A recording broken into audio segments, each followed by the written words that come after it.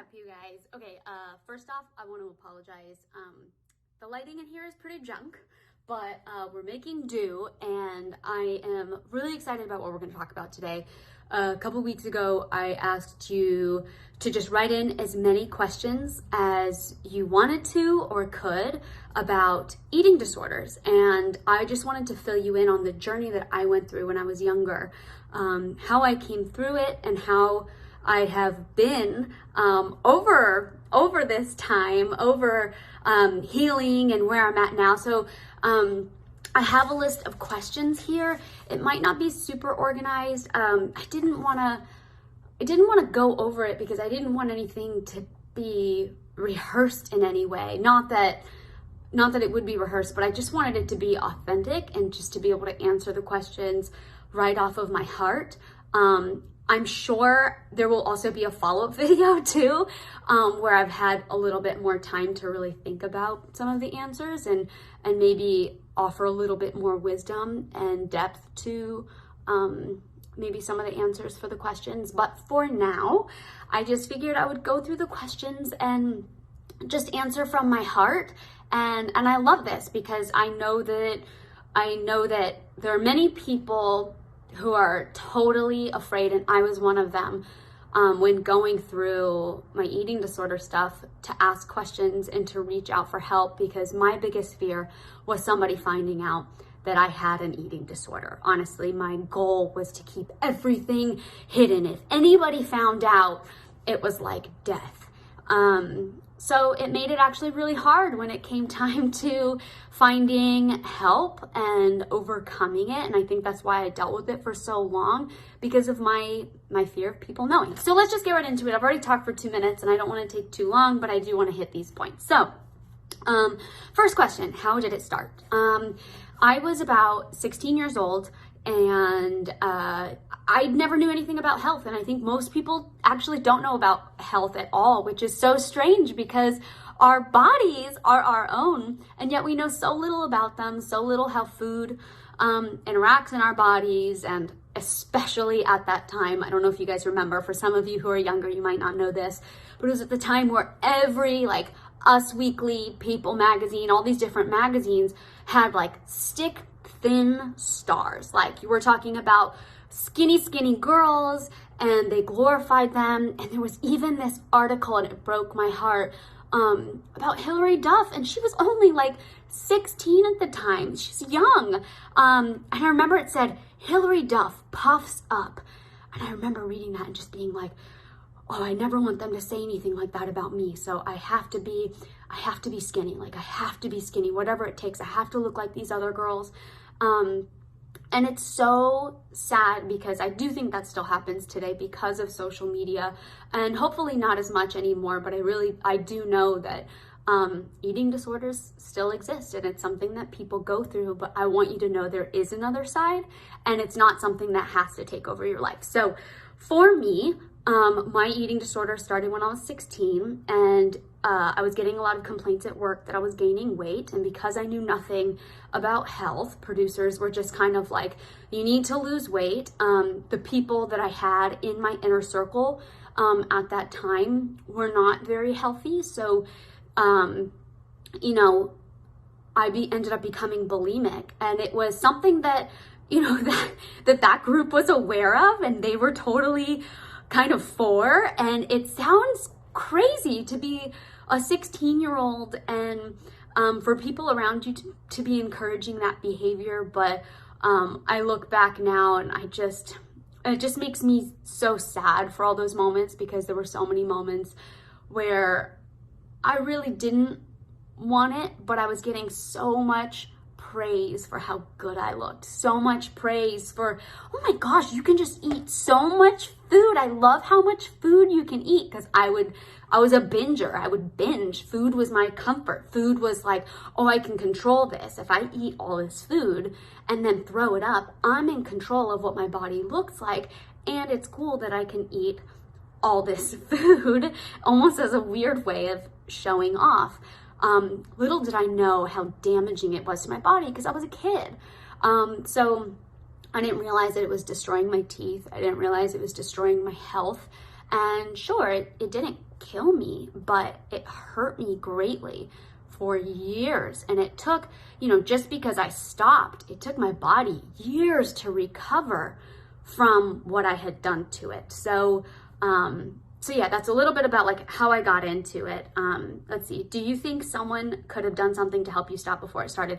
I do. I think being around the right people, being able to be honest and confront your fears. So instead of me being afraid of any other people finding out, or afraid of some maybe closer people to me finding out, being able to go, okay, I'm not going to be fearful of this. I need to confront it. And I think that's the hardest part, because for me, I felt like if people knew about this terrible secret, because I was ashamed of it. Like if people knew, they would look at me differently. When I was still Alexa, like I still, I loved sports, I loved dancing, I loved acting, I was strong in my faith, like so many things that I still cared about. Those were parts of me, but I just let this thing overtake me.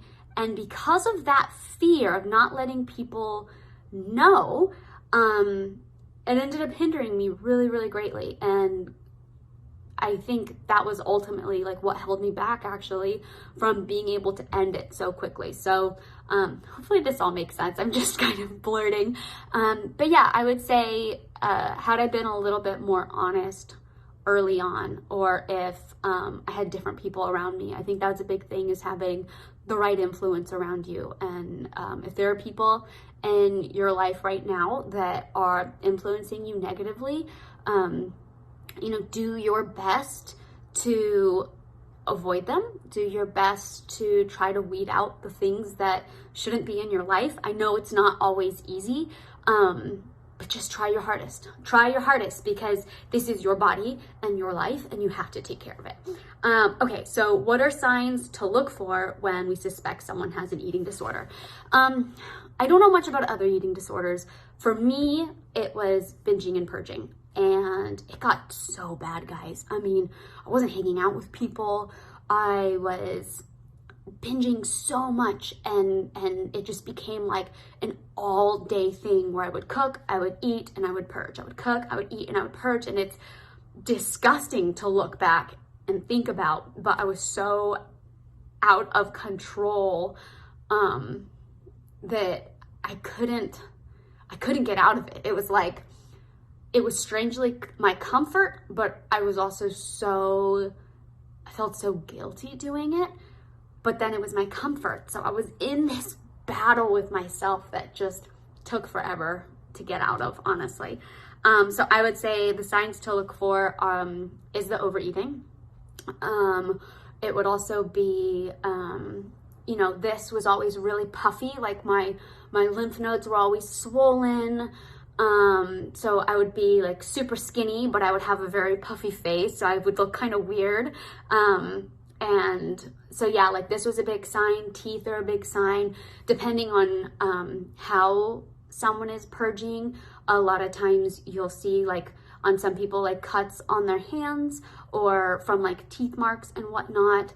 You'll also notice like constant trips to the bathroom. Another thing to look out for as well is a lot of drinking while eating, because you can't throw up dry food, right? So you have to be drinking a lot as well. So when you're paying attention to those cues of like, okay, that person is overeating a whole lot, but they're also drinking a whole lot and making trips to the bathroom, usually that's a sign that they're going through a problem. Now, the hardest thing is confronting something like that, because they're going to be defensive and they're going to be hurt. And for me, something that was really tough was when I actually was confronted. My ex-husband, and I'm very, very thankful for him. We have a really friendly relationship. But during that time when he confronted me about it all, and he was made aware of my eating disorder, he was so loving about it and kind and really wanted to help me through it. And I was so appreciative, but because it wasn't my decision to stop, I actually kind of felt like a prisoner, and it wasn't his fault. He was doing everything he could to help me the best that he could. But I had stopped, but it wasn't on my own will. I kind of had somebody holding my hand the whole way, making sure I didn't slip up, and I didn't. And after a year of that, and then after we split up and got a divorce, I ended up falling right back into it. And it was something that I had to let go, not someone kind of drag me out of. And I know that sounds so silly, and looking back, man, like, it was like, man, for a whole year you were free of this, and yet you were still so tied to it. It doesn't quite make sense, but it was something I was trapped in that I needed to learn how to let go of. But I do want to tell him thank you, and he knows I'm very thankful. But I think people should know that, he really helped me during that time. And I look back at the time, and I'm very thankful, because to spend a year with someone helping them through something that is like just plaguing them is really hard, and it takes a toll on everyone. So I'm very thankful for the time that he put into helping me. What parts of your life did it affect? Everything. Hanging out with friends. You'd go to a party and have fun with people, but the second you start eating, you have to suddenly think like, okay, well, where's the bathroom? Because I have to throw this up. So you can't even really enjoy your time with your friends because you're so worried about getting rid of this food. It's a plague. It was this just terrible. And I know they say it's a disease because yes, like you end up being overtaken by this, but it was still my choice.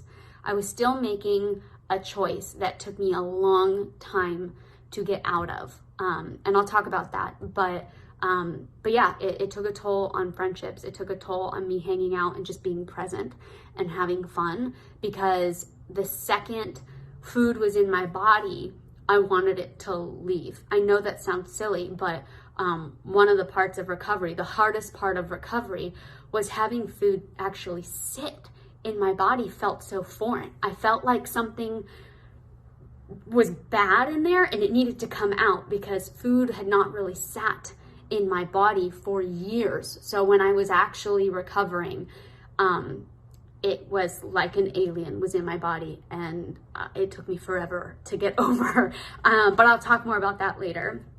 Other than weight, did it affect mental condition? I don't know. I would say as far as like my mental condition, it probably just made me foggy and not present, just because I was so focused on my secret. I was so focused on how to get rid of food, and you're not getting the nutrients that your body needs. You're not getting your supply. So I'm sure that has effects on all parts of your body, mental, physical, like everything. But I was hurting, and I didn't even realize how badly I was hurting while I was in it until I look back now, and it breaks my heart because I feel like I missed out on so much during that time. But please know there is hope. So if you're going through that now, you feel like it's never going to end, it does. I promise you it does. I remember there was even a point where I was watching this girl eat a sandwich. It was just a sandwich, guys. And I was thinking, how on earth is she going to keep that? How is she not going to throw that up? That's going to make her so fat. Like, she can't eat that. She can't eat that sandwich. What is she doing? My mentality was so warped. The fact that I couldn't fathom somebody eating a sandwich and that being okay, and being so consumed with fat or skinny because media was so consumed with fat or skinny, because the people around me were so consumed with fat or skinny. I know the industry that I'm in is hard, and I know there are a lot of unrealistic expectations put on the people in my industry, but we're people, we're human, and I think it all comes back to you have to have the right people around you, or else it will be your fall. I mean, you have to have the people around you that will lift you up, who will pull you through it. who won't allow you to go there. And you have to be willing to be vulnerable with people. And I just, at the time, my circumstances were no bueno, and I didn't make the right choices. Okay, let's see. Advice on helping a friend. Being honest and loving and finding ways to hang out that don't involve food, that don't involve, especially in the beginning, if their issue is food, instead of, going to a barbecue or going out to lunch, go for a walk, go like bowling or a skating rink or on a hike, or just something that keeps food out of it so that you guys can connect. But then also, making them aware that you do know their situation, but that you love them regardless, and that you hope that instead of them feeling like they have to now push you away, that you are right there for them whenever they're ready. Because a lot of times people won't be ready immediately to make that switch. And not that you have to be okay with somebody who has an eating disorder, but you have to still love them and show them that regardless of the ups and downs of their recovery, that you will still be present and you'll still be rooting for them all along the way. Did it ever ruin something important to you? Just being able to live. It was just so many years of my life that it just took over, that man, I wish that I had those 6 years back. I wish that time wasn't just given away. I just gave that time away to something that was so useless and wasteful. And yeah, so I would say just it took parts of my life away. How long did it take you to heal? Okay, so I talked about the first time, how I was healed for a year, essentially, and then I fell back into it, and I fell back into it for another year. And after that year, I was really at the point where I wanted it to be gone, and I knew that this wasn't the life that I wanted to continue to live forever, and I couldn't live that life forever. So I just remember really praying, and at that time I was growing in my faith so much. I was learning about the difference between being religious and being a follower of Jesus. And I think for the longest time in my Christian walk, I considered myself a religious person. And the more you learn about Jesus, you realize he actually came to get rid of the religious people, or at least to help show people that we're not supposed to be following these like religious rituals, that we're just supposed to be in a relationship with him.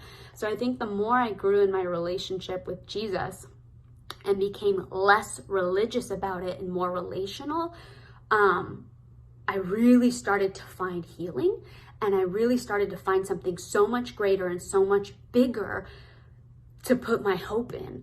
And I would just get on my knees. I would just be like, God, please take this from me. I don't want it anymore. And I would do it again. And I'd be like, please, God, I don't want this. Like, I don't want that feeling. And I remember I would just pray again and again, like take the urge away. And this is going to sound so silly because it rhymes, but like take the urge to purge away. And I would just like pray it over and over again. And this was a miracle. Like, it was truly a miracle how it actually left, because I know this is not the case for all people. But one day I woke up and it was gone. Sorry, okay, anyway, I'm back.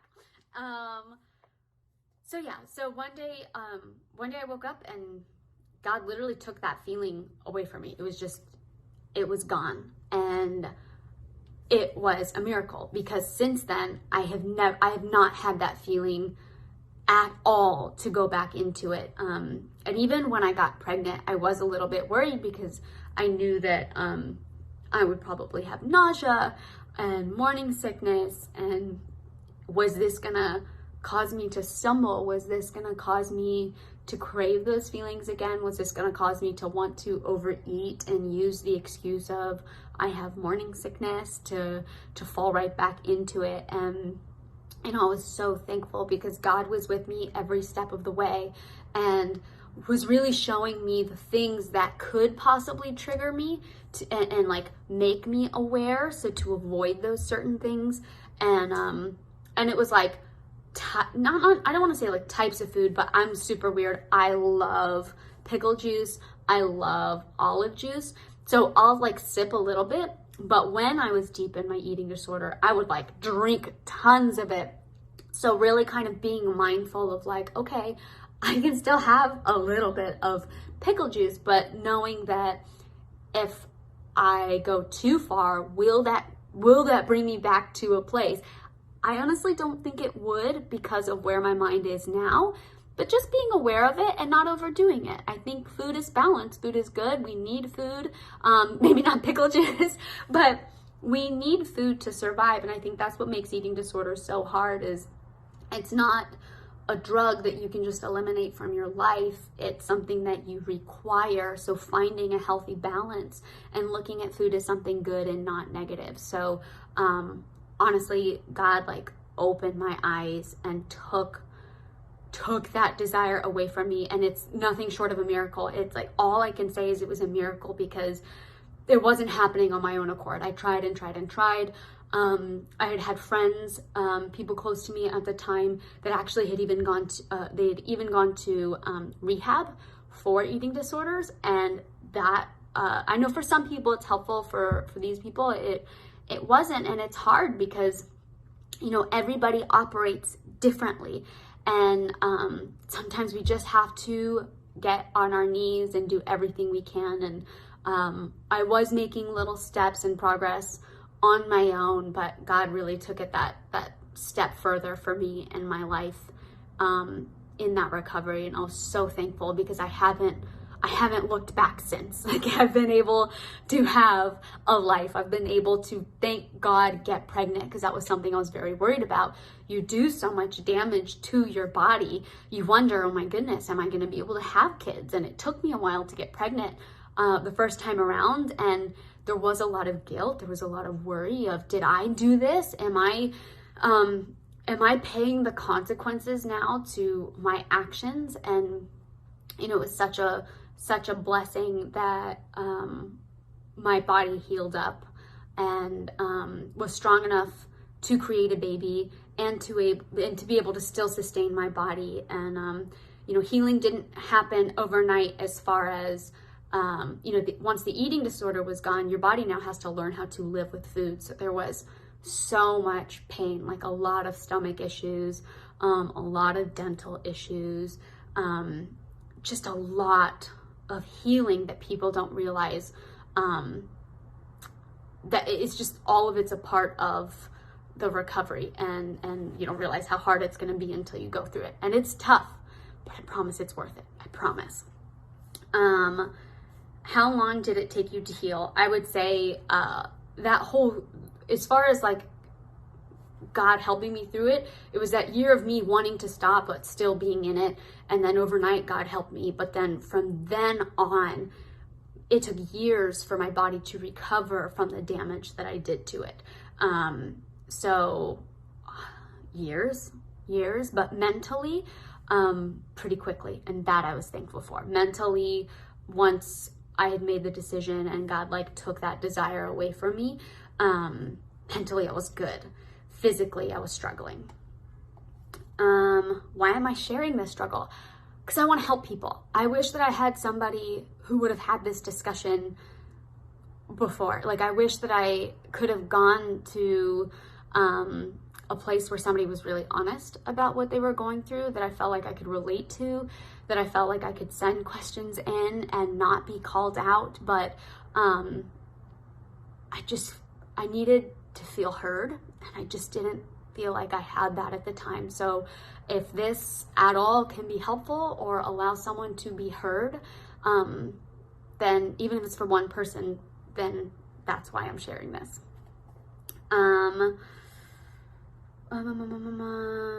How do I deal with body image? Now I base body image off of strength. I want to be strong. I want to feel strong. I want to feel good.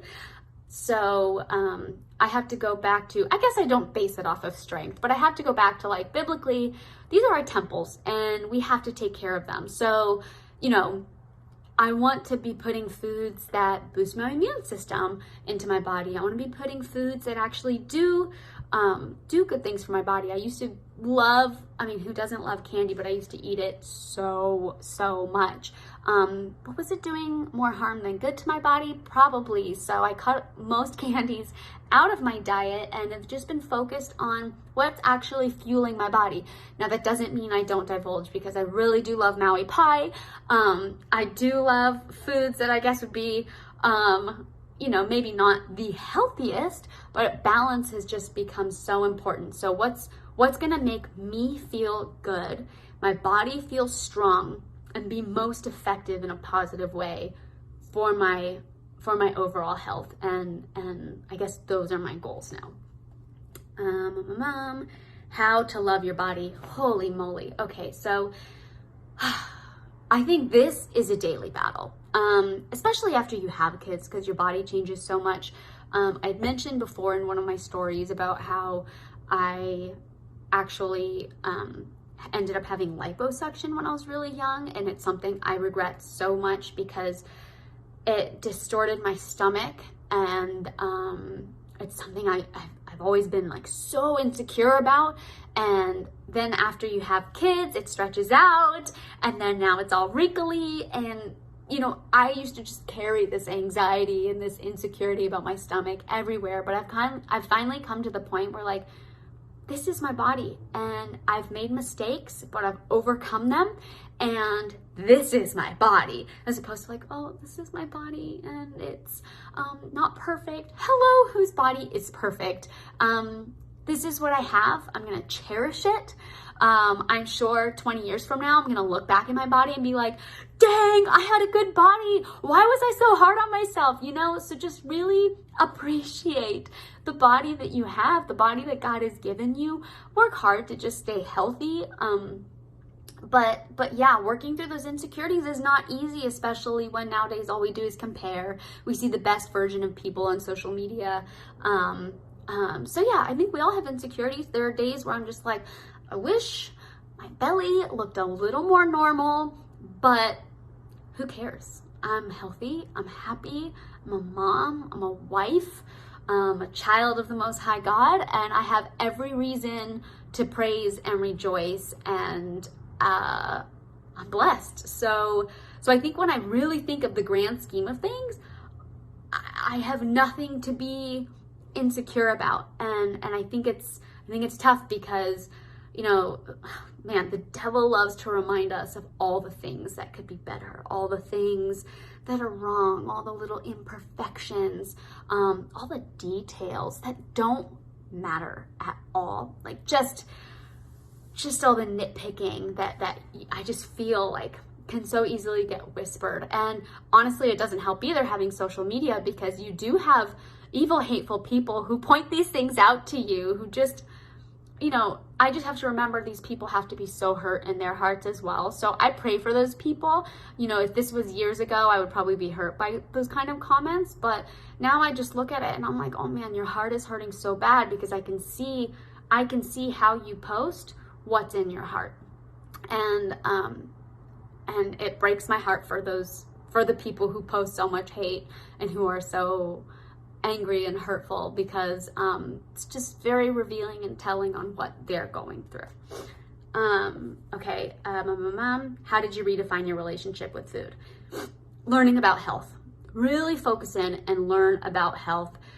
Start reading books on boosting your immune system. Start reading books on how to strengthen your muscles, and really what's going to be healthy for you. Don't go to, I would say, avoid Google, just because a lot of times those can be bought and paid for. Read books. Books are incredible. Talk to friends who have maybe who you look up to, or who have a healthy understanding of food or a healthy relationship with food, and see what they do. When did you realize you needed help? a few years in. Immediately, I didn't think it was an issue. Even 2 years in, I didn't think it was an issue. 3 years in, when I tried to stop and I couldn't, that's when I was like, oh, this is hard. But I just kept going. And I knew it was an issue, but I did it anyway. And yeah, wish I didn't. But I would say I knew early on, but it continued for years, unfortunately, after that. How did you get diagnosed? I never got diagnosed. I had an issue. I was binge eating and throwing up, so it was self-diagnosed. Did you go to therapy for your eating disorder? I actually didn't. I never went to therapy for my eating disorder. I just really felt like I dove into what God says about us, what God says about me. And I really prayed and I sought his guidance. And I also had amazing people around me, an amazing community that I really felt like I was able to get into a healthy mindset because of that. So if you can't afford therapy, if you don't have the option to have therapy, therapy isn't necessarily what will heal people. Thank God for community. Thank God for fellowship. You have resources around you that don't have to cost money to help you through it. I'm sure therapy is fantastic for some people, but for me, I chose my community and they were incredible. I also chose educating myself and becoming more aware about health and food, and that also played a huge role in coming through all of it. Do you still have any habits left? Thank you, Jesus. No. Who is your biggest support? I would just say the word, really like diving into what God says about me. And when I realized like how positive it was and how much God loves me, I was able to find a lot more love for myself and build a strong community around me, full of people who love Jesus and who also would just speak life into me and encourage me. And for me, that ended up becoming my biggest support. Someone says I do good and then binge. Thoughts. I used to do the same thing. I would be so good. I would like get rid of all my unhealthy food, be like, I'm not doing this anymore. I'm throwing all this junk away. And then I would still somehow find ways to binge, and it's a problem. It's a problem, and it's not always gonna just clear up overnight. So just know that it can happen. You just have to create a new habit. In the same way that you created this first bad habit, it takes 21 days to create a habit. So create new habits. It's your choice to create these new habits. The first time around, we did create new habits, but it wasn't my choice. You have to be the one choosing the new habit of healthy eating and getting rid of the binging aspect of your life and the purging aspect of your life. It's much easier said than done. It's so easy to say, stop doing it. But we know it's not that simple.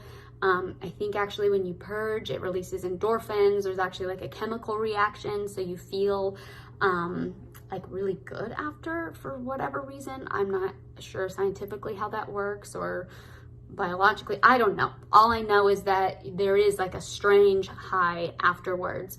So you have to be able to overcome all of those weird wants and desires to do it. And it's not easy, but again, community, prayer, and just knowing who you are in God's eyes is huge.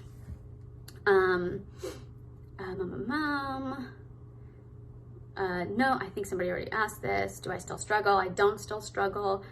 How did you handle larger events like a wedding? Well, during my wedding was the time where I was being kind of like handheld to not do it. So I was not binging or purging during that time in my first wedding. Sorry, to be clear, my first wedding. And then by the time my second wedding rolled around with Carlos, luckily it was long gone, so it's not something I had to worry about.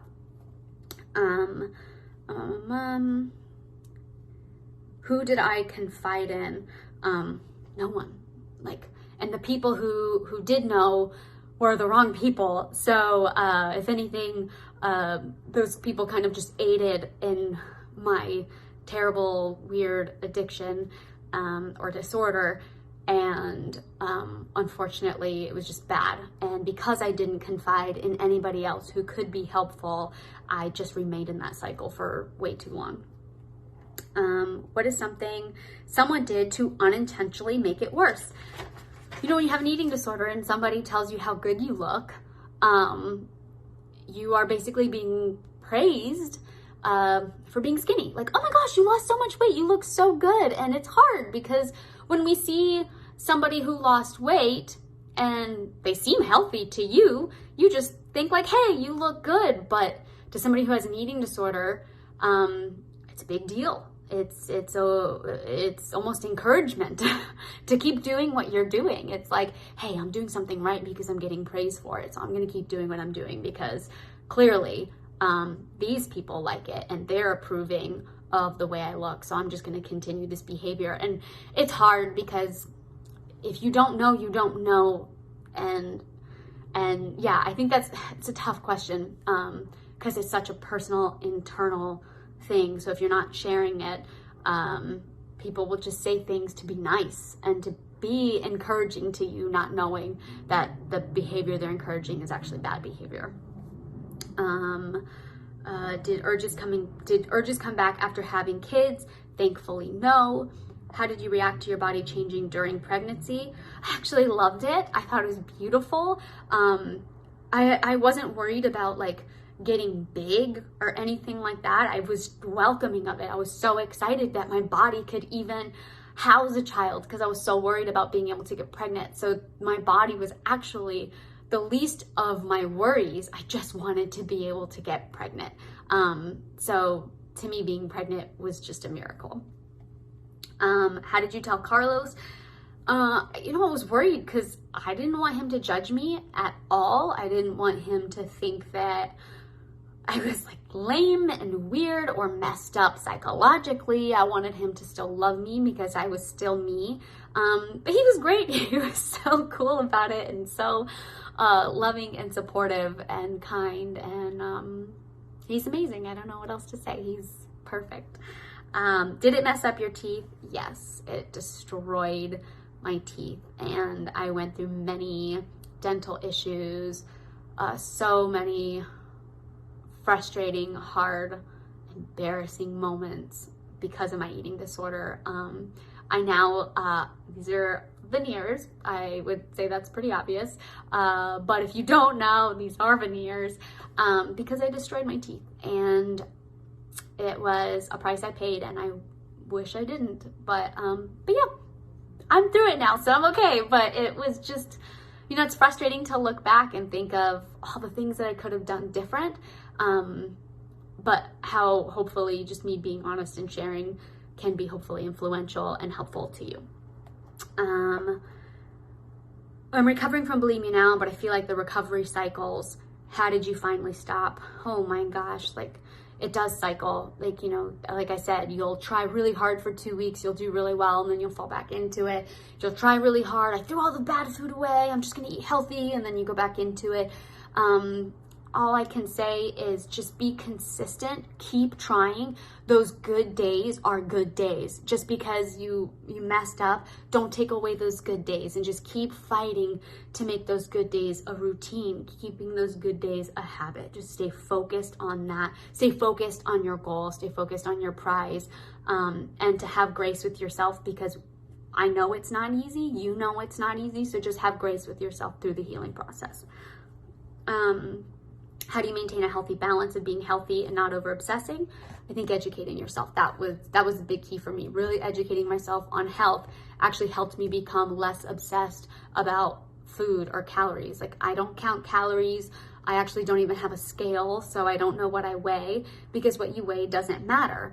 Like for me, I want a strong, healthy body, and a weight, like a scale isn't gonna tell me if I have a strong, healthy body. It's just gonna tell me a number that means nothing. Did you deal with toxic family or friends who fueled your eating disorder? Oh, that was one question. How do you deal with toxic family or friends who fueled your eating disorder?